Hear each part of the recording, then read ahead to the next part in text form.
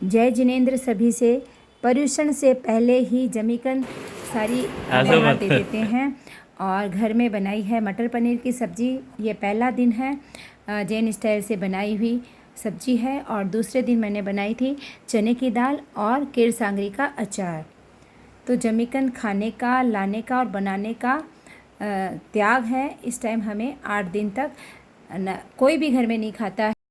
और सायंकालीन माँ के साथ जाओ अरण त्राणम भगवन त्राणम नमो कारण ना पारेमी ताव काय ज्ञान त्राणम ध्यानम ध्यानम मननम ध्यानम अपाणम बोल श्रीरामी लोकस्य उज्ज्वले धम्मनिष्ठे जुने अनंते चित्तईसम सोवीसम चिकेवली उसे भमनियम च वंदे संभाव अभिनंदनम च सुमयं च कौमकहं सुपासं गुणं च चंदकहं वंदे सूर्यं च पूपदन्तं श्रीयलसितामे चयनं पाठप्रावद्धमानं च एवं मैं विश्वादिगुरे मनापने धर्मेणा जोगितं विनम्रत तेरा में भजन केवल ये है ये लोग संतमा सिद्धारों की बोला तुम्हारी को मुझे पर्यूषण का तीसरा दिन वॉकिंग से आकर नहाकर फिर मैंने समाई की है।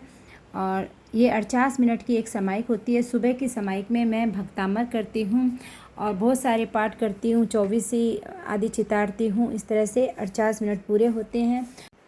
और माँ की ये सेकंड समाइक है, वो अपना स्वाध्याय करते हैं और जो पहले के याद की हुई चीज़ें हैं उनको चितारते हैं।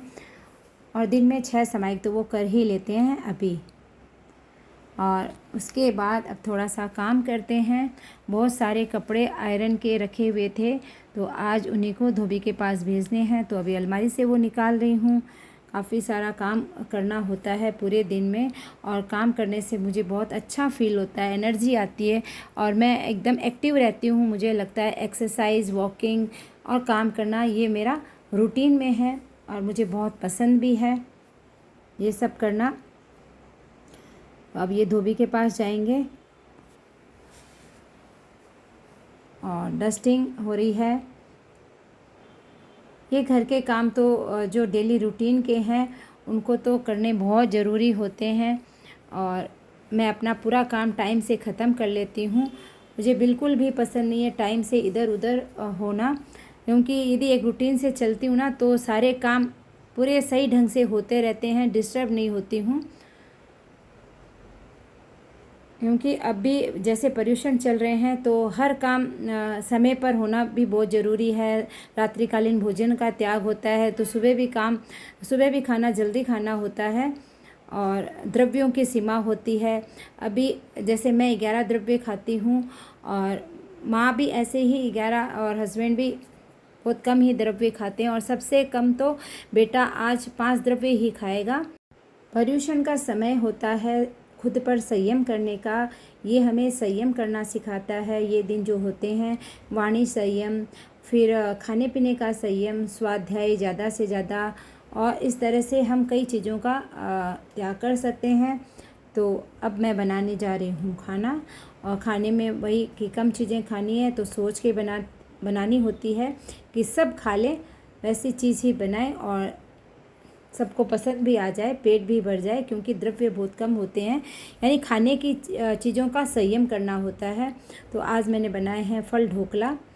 ये आटे में अजवाइन और मोयन देके इसको आटा लगा देते हैं, गेहूं का आटा है, और इस तरह से चलनी में भाप से इसको पकाते हैं, स्टीम करवाते हैं।